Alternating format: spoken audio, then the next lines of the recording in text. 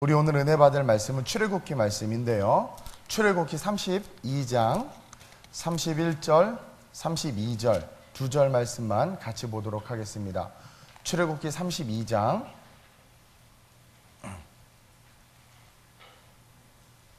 31절, 32절입니다. 구약성경 132페이지에 있어요.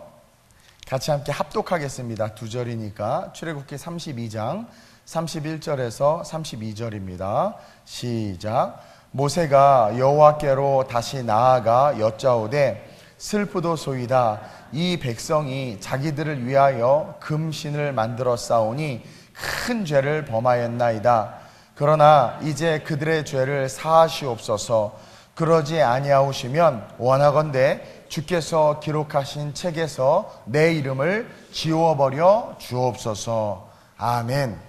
오늘 이 말씀을 가지고 마지막 날 진정한 축복이라는 제목으로 함께 은혜를 좀 나누려고 합니다. 하나님을 잃어버린 인간이 나타내는 가장 큰 두드러진 특징이 뭐냐면 두려움이에요. 두려움. 하나님을 잃어버린 인간이 질병에 대한 어떤 진단을 받거나 이야기를 듣게 되면 두려워합니다. 또 사업에 대해서든 아니면 자녀에 대해서든 뭔가 우리의 인생에 어떠한 좋지 않은 일들이 일어나거나 아니면 힘든 일들이 일어날 때 하나님을 잃어버린 인간은 그 상황과 환경 속에서 두려워하게 돼 있어요. 근데 하나님과 함께하고 그 관계가 회복되어져 있는 사람들은 어떠한 두려움이나 절망이나 고통의 상황 속에서도 두려워하거나 그것 때문에 염려하는 게 아니라 뭐예요? 오히려 그것으로 말미암아 하나님을 더 기대하는 마음이 생겨요. 그래서 고난이 내게 유익이다 라는 이야기가 뭐냐면 고난을 통해서 우리는 더욱더 하나님을 기대하게 되고 고난을 통해서 하나님의 뜻을 찾으려고 하고 또 고난을 통해서 나를 향한 하나님의 뜻이 있음을 믿고 그것들을 또 기대한다라는 것 자체가 하나님과 함께하고 있다는 거거든요. 그러나 하나님을 잃어버린 인간들은 하나같이 어떠한 현상 속에서든 두려워하고 있는 거예요. 대표적으로 아담이 그랬죠. 하나님을 잃어버리자마자 선악과를 따먹자마자 두려워했단 말이에요. 그리고 예수님도 두려워했어요. 예수님께서 이제 운명하실 때가 가까이 오자 어떻게 해요? 엘리 엘리 라마 사박다니 하나님 하나님 어찌하여 나를 버리셨나이까? 그러면서 절규하셨단 말이에요. 그 어떠한 핍박과 가시면류관을 쓰이고 그쵸? 창으로 옆구리를 찔리고 대못에 박힐 때도 절규하지 않으셨던 그 하나님이 예수님이 그 마지막 어느 순간 하나님이 느껴지지 않고 하나님이 예수님이 운명하실 때쯤 돼서 완전히 등을 돌리신 거거든요. 다시 말해서 하나님과의 관계가 완전히 끊어진 거예요. 왜냐하면 완전히 죽어야 됐기 때문에 완벽한 삼위일체 하나님이 자기의 한 위격인 예수 그리스도가 죽는 그 순간 등을 돌리신 거예요. 그러니까 하나님이 느껴지지 않으니까 십자가에 매달려 계시던 주님이 갑자기 절규하시고 갑자기 두려워하는 거예요. 하나님이 느껴질 때는 두렵지 않았는데 하나님이 느껴지지 않으니까 예수님도 완전한 인간으로서 오셨기 때문에 그게 두려웠다라는 거예요. 그러나 반대로 우리는 성경을 통해서 수많은 사건들을 통해서 알 수 있듯이 하나님이 함께하는 것이 항상 느껴지는 그리고 함께했던 자들은요 항상 희망을 노래했고 평안을 노래했고 승리를 누렸다는 것을 우리는 알 수 있고 알고 있습니다. 우리 인간에게 있어서 가장 힘든 건 두려움인 것 같아요. 그렇죠? 오늘 본문도 이 두려움에 이스라엘 백성들이 엉뚱한 짓을 한 사건이 등장합니다. 모세가 시내산에 하나님의 부름을 받아 십계명을 받으러 올라간 사이에 이스라엘 백성들이 하루, 이틀, 일주일, 열흘까지는 견딜 수 있었어요. 근데 모세가 올라간 지 40일이나 됐단 말이에요. 전에도 이야기했지만 40일간 먹을 것도 가지고 가지 않았고 마실 물도 가지고 가지 않았고 또 저 산 꼭대기 올라갔는데 산 주변에는 진이 쳐져서 들어가지는 못하고 모세는 뭐 오늘처럼 통신수단이 없으니까 어떻게 됐는지 알지 못하는 상황에서 누구나 할 것 없이 40일 동안 연락이 없다는 것은 죽은 거다. 그러니까 거기서 하나님과 깊이 있게 만나고 있는 모세에 대해서 묵상할 수 있는 영적인 능력이 없었고 거기서 하나님께서 어떤 일을 하실까에 대한 기대를 가지고 있는 크리스찬들이 한 명도 없었다라는 거죠. 그냥 인간적으로만 생각한 거예요. 40일 동안 사람은 먹고 마시지 않으면 살 수 없어. 그러니까 모세가 죽었다고 다 단정을 하고 두려워져서 아론에게 가서 다른 지도자를 세우자고, 그리고 네가 제사장이니까 우리가 지금 두려우니까 우리에게 하나님을 보여달라고. 그래가지고 아론이 어떻게 해요? 다 금부치를 가지고 오라고 해서 녹여서 송아지를 만들어서 그것을 하나님이라고 이렇게 이야기를 해요. 또 우매한 이스라엘 백성들은 어떻게 해요? 그게 하나님이다 라고 믿고 그 순간 두려움이 다 떠나죠. 그건 잘못된 잘못된 거죠. 거짓 하나님을 바라보고 두려움이 떠나면서 그 앞에서 어떻게 했어요? 춤추면서 뛰놀았단 말이에요.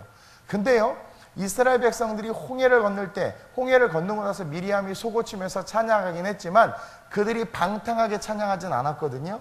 그리고 그들이 만나를 먹으면서도 또 하나님의 기적 속에서도 그들이 찬양하고 예배했을 수 있죠. 근데 그렇게 방탕하게 하지 않았는데 금송아지 앞에서 그들이 추는 춤은요, 애굽에서의 추는 춤이었고, 그들은 그곳에서 하나님 앞에서 드렸던 예배와는 다른 예배를 드리고 있었단 말이에요. 어찌 보면 그들은 두려움이 해결된 것이 아니라 그 두려움을 감추기 위해서, 그렇죠? 춤추고 예배했을 수도 있어요. 저는 이 이스라엘 백성들의 모습을 통해서 마지막 오늘 이 말씀이 여러분들에게 도전이 되기를 원해요. 여러분, 하나님께서 주시는 진정한 축복은 무엇으로부터 시작되느냐? 바로 하나님과 동행하는 것으로부터 시작된다라는 것을 저와 여러분들이 기억해야 돼요. 이스라엘 백성들이 하나님과 동행했다라는 이유 하나만으로 그들의 컨디션이나 조건하고 상관없이 그들은 매일 만나를 공급받았고, 목마를 때 물을 마실 수 있었고, 위기에서 건짐을 받을 수 있었다라는 거죠. 여러분, 진정한 축복은요, 돈을 많이 벌고 내가 성공하는 게 아니에요. 진정한 축복은 어떠한 상황 속에서도 하나님과 동행하는 거예요.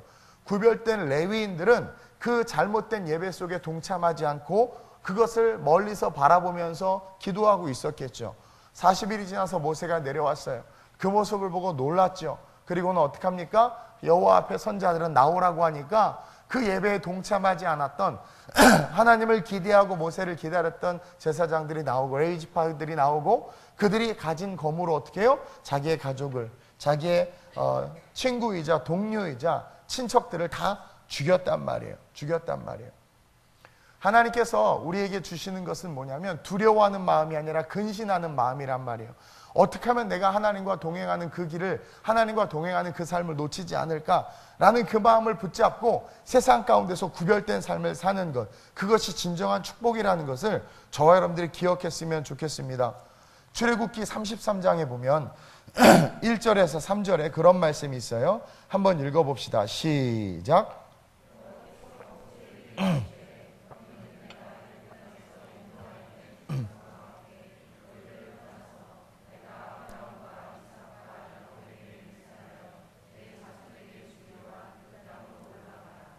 내가 사자를 너보다 앞서 보내어 가나안 사람과 아모리 사람과 헷 사람과 브리스 사람과 히위 사람과 여부스 사람을 쫓아내고 너희를 젖과 꿀이 흐르는 땅에 이르게 하려니와 나는 너희와 함께 올라가지 아니하리니 너희는 목이 곧은 백성인즉 내가 길에서 너희를 진멸할까 염려함이라 하시니. 아멘. 이제 하나님께서 그 문제가 해결된 다음에 이스라엘 백성들에게 이렇게 이야기하는 거예요. 모세야, 내가 약속한 가나안 땅 줄게. 그리고 내가 앞서 사람을 보내서, 내 천사를 보내서 모든 아모리 쪽 속이든 뭐든 다 해결해 줄게. 그리고 너희들이 필요한 거, 물질, 건강 내가 다 공급해 줄게. 다 줄게. 그래서 그 가나안 땅을 차지하고 젖과 꿀이는 땅에 이르게 하고 그곳에서 너희가 번성하고 아름답게 살 거야. 너는 얼른 아이들을 데리고 이스라엘 백성을 데리고 올라가. 그랬단 말이에요. 그러자 모세가 뭐라고 이야기하냐면 4절에 백성이 주나마 말씀을 듣고 슬퍼하여 한 사람도 자기 몸을 단장하지 않은 거예요. 여호와께서 모세에게 이르시기를 이스라엘 자손에게 이르라 너희는 목이 곧은 백성인즉 내가 한순간이라도 너희 가운데 이르면 너희를 진멸하리니 너희는 장신구를 떼어내라 그러면 내가 너희에게 어떻게 할 것인 정하겠노라 하셨음이라. 이스라엘 자손 호렙산부터 그들의 장신구를 떼어내는 거예요. 근데 하나님 앞에서 이 모세가 가만히 보니까 가나안 땅도 주신다고 그러죠. 뭐 다 준다고 그래요. 근데 모세는 이때 어떤 선택을 해요? 하나님이 함께 가지 아니하면 내가 가지 않겠다라는 그런 고백을 해요. 저와 여러분들이 모세가 가장 원했던 것, 그리고 이스라엘 백성을 향해서 정말 무엇이 가장 축복이라는 것을 모세는 분명히 알고 있었어요. 하나님과 동행하지 않는 인생, 하나님과 동행하지 않은 상태에서 우리가 얻는 부, 명예, 권력, 그 모든 것들은 사실 진정한 축복이 아니라는 거죠. 우리의 인생에 있어서의 진정한 축복은 바로 하나님과 동행하는 거예요. 하나님이 동행하지 않으면 나는 올라가지 않겠습니다. 그러자 뭐래요? 하나님이 내가 함께 가겠다고 이야기해요. 13절이에요. 내가 참으로 주의 목전에 음총을 입어 싸우면 원하건대 주의 길을 내게 보이사 내게 주를 알리시고 나로 주의 목전에 은총을 입게 하시며 이 족속을 주의 백성으로 여기소서. 그쵸? 그러면서 하나님으로 하여금 같이 올라가도록 그렇게 권면해요. 그러자 하나님께서 이르시되 내가 친히 가리라. 내가 너를 쉬게 하리라.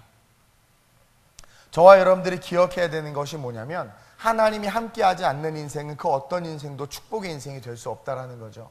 저와 여러분들이 원하는 것이 이루어졌다고, 기도 응답받았다고 여러분들의 인생이 승리하고 성공하는 게 아니라는 거예요.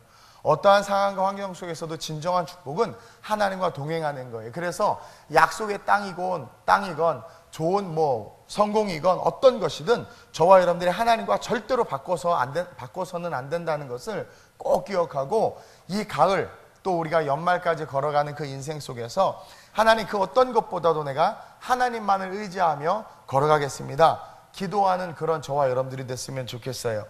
저와 여러분들이 하나님이 함께하는, 그러니까 두려움이 뭐냐면 하나님이 함께 하는 자들은요, 그리 아니하실 자도 괜찮은데 함께하지 않는 자들은 작은 것에도 두려워서 인간적인 방법을 자꾸 찾는단 말이에요.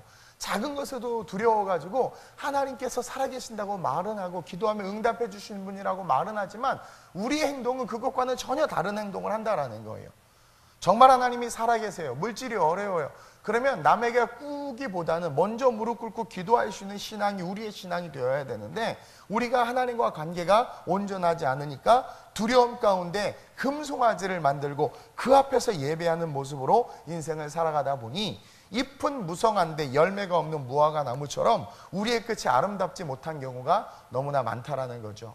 저와 여러분들, 우리는 분명히 기억해야 합니다. 모세는 하나님이 함께 가지 않는다고 하니까 자기를 죽여달라는 거예요. 자기도 가지 않겠다라는 거예요. 왜냐하면 하나님이 함께 하지 않는 인생은 아무 의미가 없거든요. 이것을 기억하면서 연말까지, 아니 우리 인생의 평생에 하나님과 함께하는 인생, 그것이 진정한 축복이다라는 것을 기억하고, 하나님이 가지 않으면 저도 가지 않습니다. 하나님이 원하지 않으면 저도 원하지 않습니다. 하나님께서 하라 하시면 저는 하겠습니다라는, 하나님과 항상 동행하는 그런 저와 여러분들이 됐으면 좋겠습니다. 그러면서 둘째로 진정한 축복은 하나님과 동행함과 동시에 나를 위한 중보자를 두는 거예요. 오늘 32절에 그런 말씀이 있습니다. 이제 그들의 죄를 사하시옵소서. 그러지 아니하면 원컨대 주께서 기록하신 책에서 내 이름을 지워버려라는 거예요. 모세가 말하기를 하나님께서 이스라엘 백성들을 진멸하시고 그리고 그들을 죽이신다고 하니까 하나님 그들의 죄를 사해달라고, 만약에 이들의 죄를 사하지 아니하고 이들을 용서하지 아니하면 차라리 저를 생명책에서 지워버려달라고. 지금 모세는 죽어마땅한 이스라엘 백성들 앞에서 어떻게 해요? 그 앞에 하나님 앞에 가로막고 서서 자기를 죽이라고, 자기를 죽여달라고 이야기하면서 중보하는 거죠. 여러분, 우리가 아무리 신앙이 좋고 아무리 위대해도 다윗과 같은 사람도요, 그렇게 하나님 마음에 합했어도 밧세바를 범하는 것처럼 연약한 모습이 있을 때가 있었어요. 근데 그 곁에 누가 있었어요? 다윗을 중보했던 나단이라는 선지자가 있었죠. 저와 여러분들, 우리는 완전할 수 없어요. 연약할 수밖에 없는 연약한 존재죠. 그런 우리에게 있어서 진정한 축복이라는 것은 뭐냐면, 정말 나를 사랑하고 나를 위해서 기도해 줄 수 있는 그 중보자를 두는 것, 그것이 우리에게 너무나 큰 축복인 거죠. 제가 전과 다르게 요즘에 느끼는 게 뭐냐면, 우리 주일날 아침에 10시 반, 9시 반부터 10시 반까지 우리 권사님들이 모여서 주일 대예배를 위해서, 그리고 저를 위해서 중보를 해요. 기도를 해요. 중보기도팀이 같이. 근데 그게 저에게 큰 힘이 되는 걸 제가 느껴요. 주일날 이 단위에 쓰면 정말 그게 느껴져요. 이것은 저에게 있어서 너무나 큰 축복이죠. 왜냐하면 저 혼자 싸워야 되고 일주일 동안 세상에서 온갖 삶을 살다가 그냥 여러분들만 오면 좋은데 여러분들 뒤에 줄줄줄줄줄 문제와 근심과 걱정과 심지어 귀신들까지 달고 막 들어오니까 얼마나 이 영적으로 힘들겠어요. 여기서 이거 뚫고 가기가. 근데 딱 단위에 섰을 때 나를 위해서, 종을 위해서 기도해 주는 분들이 그 기도가 확 느껴지니까 그것을 뚫고 말씀을 전할 수 있고 뚫고 그 복음을 증거할 수 있는 거죠. 저와 여러분들 인생에서 가장 행복한 사람, 가장 축복받은 사람은 정말 나를 위해서 눈물 흘려주고 나를 위해서 중보해 줄 수 있는 그 사람, 그 한 사람이 있는 게 가장 중요한 거예요. 맛있는 거 먹을 때만 보이는 친구는 별로 좋은 친구가 아니에요. 뭐 쇼핑하러 갈 때만 보이는 친구, 뭔가 세상의 즐거움을 누릴 때만 함께하는 친구들 좋은 친구 아니에요. 정말 좋은 친구는 내가 외롭고 두려움 가운데 있고 슬픔 가운데 있을 때 함께하는 친구, 그런 친구가 너무나 좋은 친구고 동시에 겸하여 하나님을 알기에 그런 나를 위해서 기도해주는 그런 중보자, 저를 위해서 중보해주는 중보자들이 몇 있어요. 아주 오래전부터. 그런 중보자들이 있다는 게 큰 축복일 뿐만 아니라 그 중보자 때문에 오늘의 내가 있을 수 있다는 것을 저와 여러분들이 기억하면서 중보자를 달라고, 그리고 여러분들 주변에 있는 자들에게 중보자가 되어주시기를, 구역장이 구역 식구들에게 중보자가 되어주는 그런 축복이 있으시길 주님의 이름으로 축원드립니다. 그리고 중보자들한테 잘하세요. 쓸데없이 엉뚱한 사람들한테 밥 사주고 인기 끌려고 엉뚱한 데 돈 쓰지 말고 진짜 나를 위해서 기도해주고 중보해주고 영적인 것을 나눌 수 있는 사람들, 이게 꼭 구역이나 그룹 같은 거 모임에 보면 꼭 쓸데없는 얘기하는 애들 있죠. 뭐 중요하지 않고 뭐 세상 얘기하는 애들 자체가 하나님과 깊은 관계가 없는 거예요.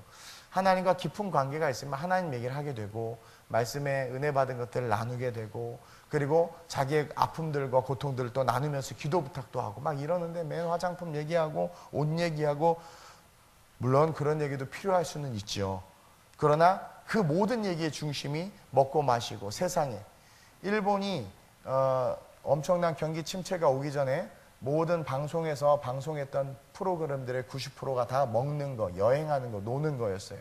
근데 지금 한국이 똑같이 먹는 거, 여행하는 거, 노는 거 방송하고 있죠.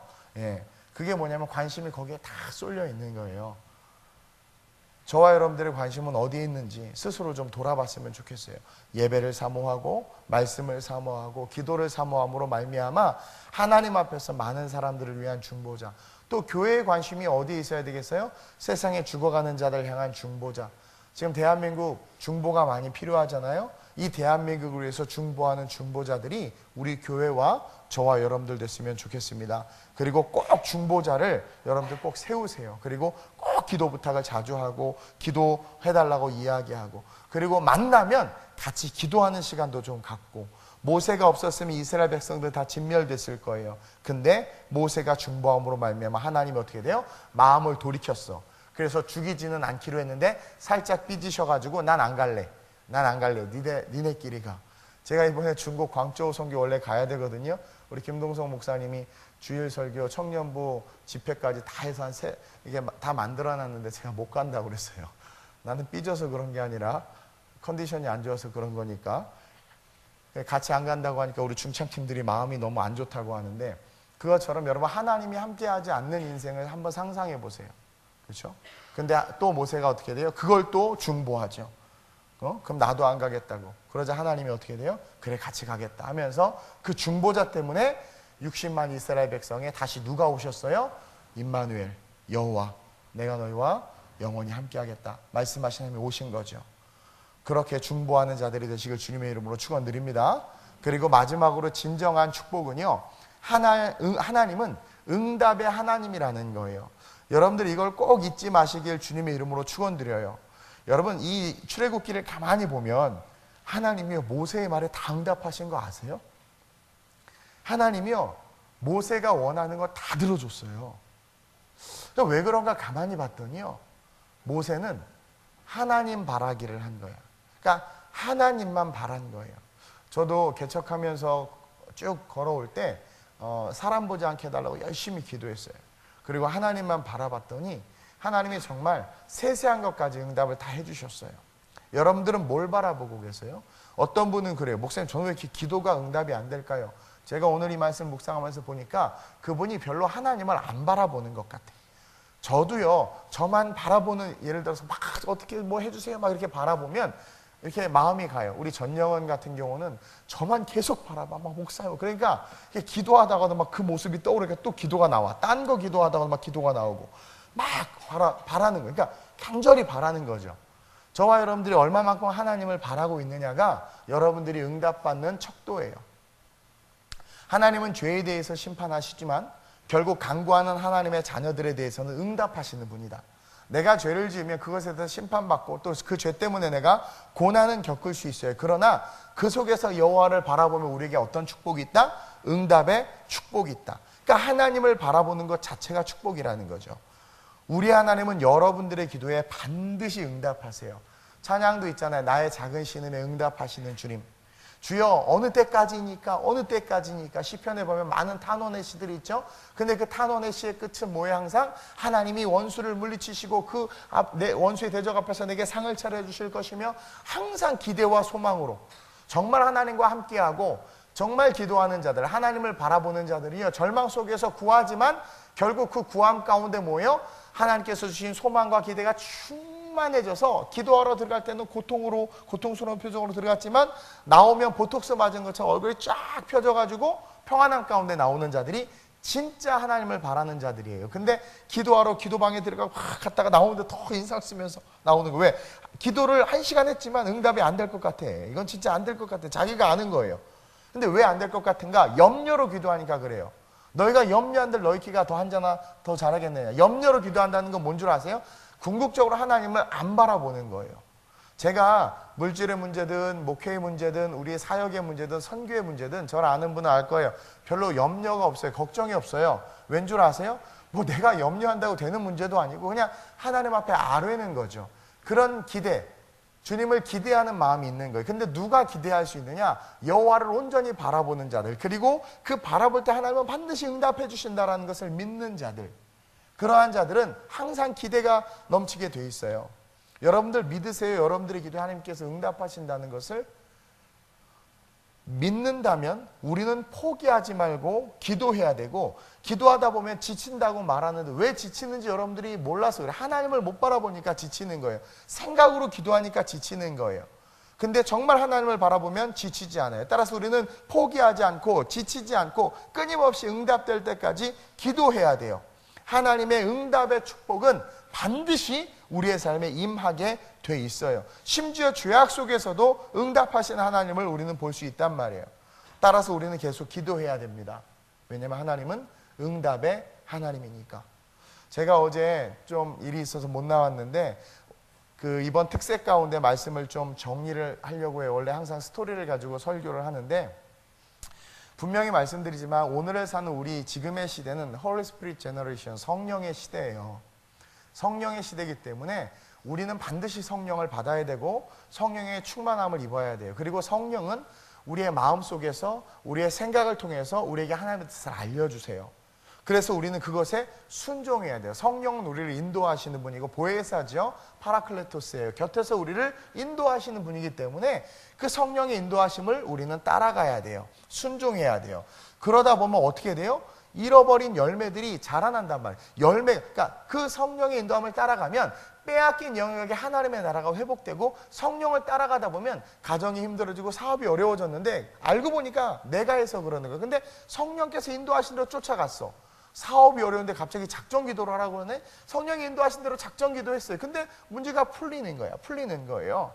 그것처럼 저와 여러분들은 성령의 인도함을 따라갈 때 빼앗긴 영역 속에서 하나님의 주권이, 하나님의 능력이 나타남으로 말미암아 그것을 정복하는 역사가 일어난다라는 거예요. 그리고 그곳에서 그런 열매를 나타내고 하나님의 잃어버린 땅을 회복하는 그 순간 하나님은 그곳에서 우리를 교회로서의 모습으로 일어서기를 원한다는 거죠. 믿음으로 말미암아 반석이 된 우리의 삶에 영혼을 구원할 수 있는 하나님의 교회로서 우리의 삶이 세워지기를 원하고, 그 세워진 그 교회에서 우리는 뭐예요? 진정한 축복을 받아야 되는데, 그 진정한 축복은 뭐냐면 하나님만을 바라봐 하나님과 동행하는 거예요. 그렇죠. 교회는 예수 그리스도가 머리시고 우리는 그리스도의 몸이란 말이에요. 이 몸된 교회 속에서 하나님이 축복해 주시고 내 집은 만민이 기도하는 집이라. 기도는 응답을 전제로 하는데 응답을 받을 수밖에 없다라는 거예요. 그래서 우리는 이 교회에서 하나님만을 바라보고 이 교회에서 뭐예요? 하나님이 응답해 주신 하나님이심을 기억하면서 기도하고 끊임없이 하나님께서 원하시는 삶으로 우리의 삶을 내어드릴 수 있어야 된다라는 거예요. 그러면서 동시에 함께 신앙생활하는 많은 지체들을 위해서 중보하고 동력해야 된다는 거죠. 어떤 집사님이 나중에 일이 해결된 다음에 저한테 이런 일이 있었는데 잘 해결됐다고 이야기를 해요. 그래서 왜 저한테 기도 제목 안 주셨냐고 그랬더니 아유 목사님 바쁘신데요. 물론 그게 무슨 말인지는 아는데 그렇죠? 어떻게 보면 어리석은 거예요. 그렇죠? 기도 제목은 계속 차라리 좋은 일은 안 알려도 돼. 근데 기도 제목은 여러분 어찌하든 그래서 보면 예전에는 기도 제목 카드도 많이 올라왔는데 별로 잘 안 올라와요. 근데 이것을 한번 제가 읽고 또 이것을 기도하면 계속 기도할 때마다 또 생각이 나요. 그러니까 여러분 엄청난 중보를 받는 거예요 사실. 근데 그 기도의 힘을 아는 사람들은 그 중보가 얼마나 큰 능력인지를 알기에 계속 기도 부탁을 해요. 계속. 그런 저와 여러분들이 됐으면 좋겠습니다. 여러분 이제 결실의 계절 가을이죠. 열매를 맺어야 돼요. 생각해서 이렇게 돌아보니까 열매가 별로 없는 것 같아요. 근데 괜찮아요. 오늘로부터 다시 시작하면 돼요. 오늘부터 다시 시작하되 성령의 인도하심을 따라 우리의 삶이 걸어가지시길 주님의 이름으로 축원드립니다. 그리고 오늘 마지막으로 말씀드린 이 진정한 축복, 하나님과 동행하는 거. 여러분 누구와 동행하는지를 기억하셔야 돼요. 하나님과 동행하는 게 가장 중요하다. 나를 위한 중보자를 두는 것이 너무 중요하다. 중보기도팀에게 계속 기도 제목 주시고 중보기도팀들 밥 사주세요. 그리고 진정한 축복은 하나님의 응답을 받는 건데 하나님은 응답의 하나님이시다 라는 것을 잊지 말고 그 하나님께 오늘 이 새벽도 기도하는 저와 여러분들 되시길 주님의 이름으로 축원드립니다. 좋으신 아버지 하나님 감사합니다. 오늘 전교회 특별새벽 부흥의 마지막 날 진정한 축복이라는 제목으로 말씀을 나누었습니다. 하나님 진정한 축복은 하나님과 동행하는 것인데 하나님 우리가 돌아보기를 원합니다. 진정한 축복은 내 곁에 중보자가 있는 것인데 교회 안에서조차 성도들 간의 관계에서 중보자 하나 없이 신앙생활하고 있는 모습이 없지는 않은지 내가 그 사람은 아닌지 돌아보고 영적인 교제를 나눌 수 있는 지체들을 사귈 수 있도록 주님 축복해 주옵시며 하나님은 응답의 하나님이심을 기억하며 오늘 이 새벽에도 간절한 간구와 기도 제목들로 주께 부르짖을 수 있는 우리 성도들 되게 하시고 그로 말미암은 응답을 간증으로 나누는 우리 모든 성도들 되게 하여 주옵소서. 감사함을 드리며 예수님의 이름으로 축복하며 기도드립니다. 아멘. 우리 주기도문하고 같이 함께 기도합니다. 하늘에 계신 우리 아버지여 이름이 거룩히 여김을 받으시오며 나라의 마옵시오며 뜻이 하늘에서 이루어진 것 같이 땅에서도 이루어지이다. 오늘날 우리에게 일용할 양식을 주옵시고 우리가 우리에게 죄 지은 자를 사하여 준 것 같이 우리의 죄를 사하여 주옵시고 우리를 시험에 들게 하지 마옵시고 다만 악에서 구하옵소서. 대개 나라와 권세와 영광이 아버지께 영원히 있사옵나이다. 아멘.